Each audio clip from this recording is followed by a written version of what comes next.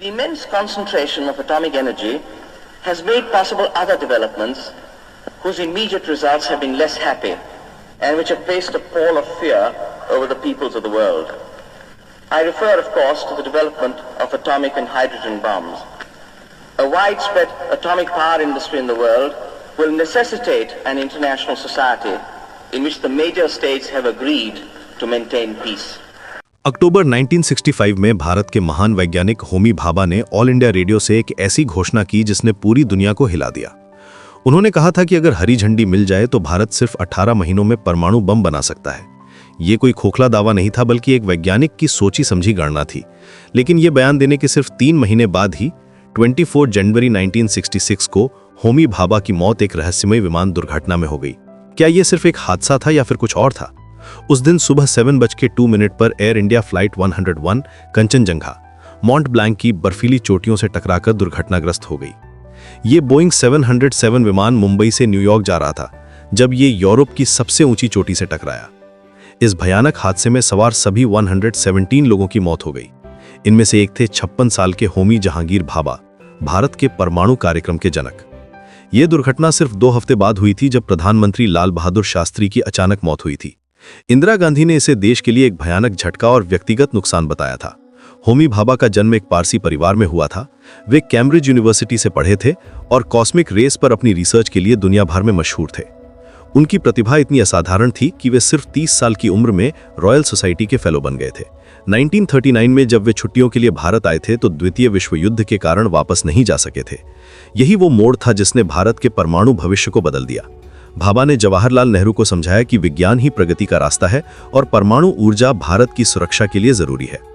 1945 में उन्होंने Tata institute of fundamental research की स्थापना की। ये संस्थान भारत में बुनियादी विज्ञान की नींव बना। वे भारतीय परमाणु ऊर्जा आयोग के अध्यक्ष भी बने। उनकी दूरदर्शिता से भारत में एटॉमिक एनर्जी एस्टैब्लिशमेंट का ढांचा तैयार हुआ। चीन के 1964 के परमाणु परीक्षण के बाद भाभा का मानना था कि भारत को भी परमाणु हथियार बनाने चाहिए। उन्होंने प्रधानमंत्री शास्त्री को भी इस बात के लिए राजी कर लिया था। लेकिन उनकी अचानक मौत के साथ ही भारत का परमाणु कार्यक्रम धीमा पड़ गया।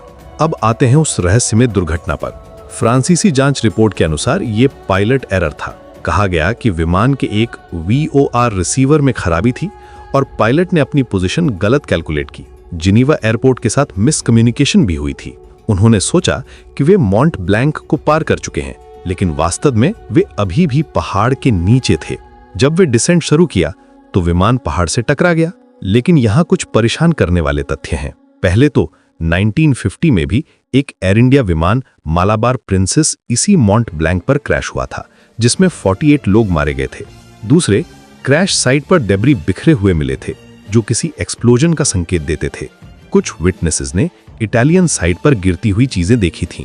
सबसे अजीब बात यह है कि डेकेड्स बाद भी क्लाइंबर्स को क्रैश साइट पर ह्यूमन रिमेन्स और एयरक्राफ्ट पार्ट्स मिलते रहे हैं। लेकिन ये कहानी यहीं खत्म नहीं होती। 2017 में स्विस पर्वतारोही डैनियल रोश ने माउंट ब्लैंक पर खोजबीन करते समय कुछ अजीब चीजें पाईं।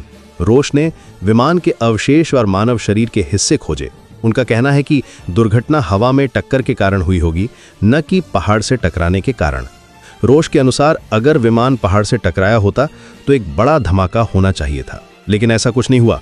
उन्होंने ये भी बताया कि विमान के टुकड़े इस तरह बिखरे हुए थे जैसे कि कोई मध्य हवा में ही विस्फोट हुआ हो। हालांकि फ्रांसीसी अधिकारियों की आधिकारिक रिपोर्ट में साबोटाज का कोई सबूत नहीं मिला। लेकिन फिर भी यह सिद्धांत क्यों जिंदा है? इसका जवाब 1960 के दशक के राजनीतिक माहौल में छुपा है। उस समय अमेरिका नई परमाणु शक्तियों के उभरने से बहुत परेशान था। CIA और KGB दोनों ने भारतीय संस्थानों में अपनी पैठ बनाई थी। यहां तक कि प्रधानमंत्री कार्यालय तक में इन एजेंसियों की घुसपैठ थी। भारत उस समय एक नाजुक दौर से गुजर रहा था।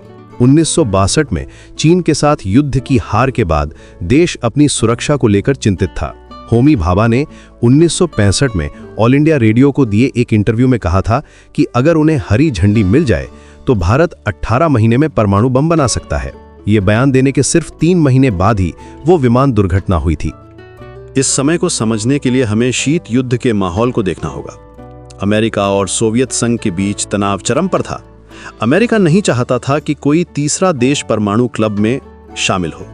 खासकर ऐसा देश जो गुट निरपेक्ष आंदोलन का नेता था और किसी भी पक्ष के साथ खड़ा नहीं था। भाभा का वियना जाना भी संदिग्ध लगता था क्योंकि वहां एक अंतर्राष्ट्रीय परमाणु सम्मेलन होनी थी। होमी भाभा का नुकसान भारत के लिए अपूर्ण नहीं था। वो न सिर्फ एक वैज्ञानिक थे बल्कि एक दूरदर्शी भी थे जिन्होंने भारत के परमाणु कार्यक्रम की नींव रखी थी। उनकी मृत्यु के बाद ट्रॉम्बे एटॉमिक एनर्जी एस्टैब्लिशमेंट का नाम बदलकर भाभा परमाणु अनुसंधान केंद्र कर दिया गया। ये उनके योगदान के लिए एक श्रद्धांजलि थी, लेकिन साथ ही ये भारत के परमाणु सपनों के लिए एक बड़ा झटका भी था। आज भी आधी सदी से ज्यादा समय बाद मॉन्ट ब्लैंक अपने राज छुपाए हुए है। फ्लाइट 101 के अवशेष अभी भी वहां मिलते रहते हैं। हर साल बर्फ पिघलने पर कुछ ना कुछ सामान सामने आता है जो उस दुखद दिन की याद दिलाता है। कभी कोई घड़ी मिलती है, कभी कोई सूटकेस का हिस्सा और कभी कोई व्यक्तिगत सामान। इस रहस्य ने कई फिल्मों और किताबों को भी प्रेरित किया है। हाल ही में रॉकेट बॉयज नाम की वेब सीरीज में भी इस कॉन्स्पिरेसी थ्योरी को दिखाया गया है। सीरीज के निर्देशक अभय पन्नू ने माना है कि हालांकि कुछ किरदार काल्पनिक हैं, लेकिन उस समय के राजनीतिक माहौल को देखते हुए ये मान लेना अजीब नहीं है कि कुछ गड़बड़ चल रहा था। सच्चाई यह है कि हमें कभी पूरी तरह से पता नहीं चलेगा कि उस दिन क्या हुआ था। क्या ये वाकई एक नेविगेशन की गलती थी जैसा कि आधिकारिक रिपोर्ट कहती है, या फिर ये एक सोची समझी साजिश थी। shows the absolute necessity of finding some new source of energy if the light of our civilization is not to be extinguished because we have burnt out our fuel reserves. This would exhaust the known reserves of fossil fuels in under a century. It is in this context that we turn to atomic energy for a solution. I venture to predict that a method will be found for liberating fusion energy in a controlled manner within the next 2 decades. When that happens, the energy problems of the world will truly have been solved forever. Bhabha dreamt for modern, self-reliant India, highly industrialized and technologically advanced. His solution was both simple and complex. Ample electrical power for Indian modernization and industrialization. And he was far-sighted enough to predict the importance of nuclear technology towards this goal. Today, India is a nuclear power. Full credit for the establishment of India's nuclear research program and its nuclear weapons program must be given to Dr. Homi Jehangir Bhabha. He ensured that India's own atomic energy development program progressed to a stage where atomic weapons could be produced in the country without external aid if called upon to do so. I seriously say to you that business or a job as an engineer is not the thing for me. It is totally foreign to my nature and radically opposed to my